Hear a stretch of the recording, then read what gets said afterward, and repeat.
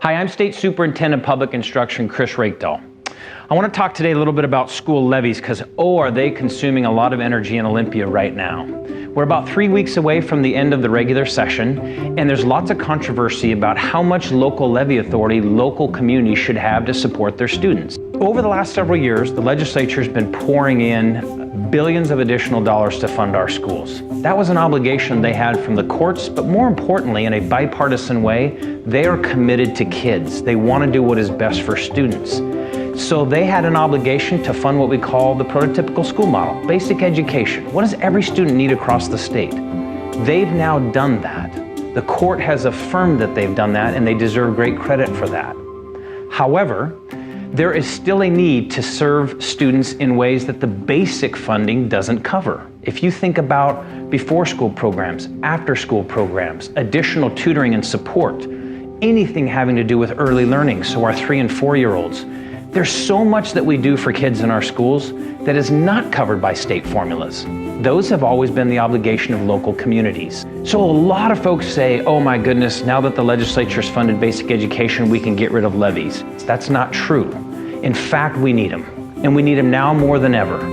We graduate about 82% of our students in 4 years. Some need a little more time, but thousands of them don't graduate at all. Levies can be the difference. Supports from our local communities can be the difference. Think fundamentally about the democracy. Is it ever okay to tell a local community through a vote of the people taxing themselves that they shouldn't be able to support their students or their educators with additional resources? I don't think so. What could be more democratic than that? What could be more democratic than our communities who are passionate about their own kids and their own educators raising resources locally to support their students? And I am encouraging anyone who has been a part of this conversation to get back to the fundamental purpose of education. That is outcomes for kids so they can achieve their dreams and their passions. There is a basic ed component from the state, and then there is a local enrichment component that our voters get to decide on. Let's get rid of the partisan talk. Let's get rid of the court case as a factor. Strip it all away, and what do you have? The ability of local voters to support their students.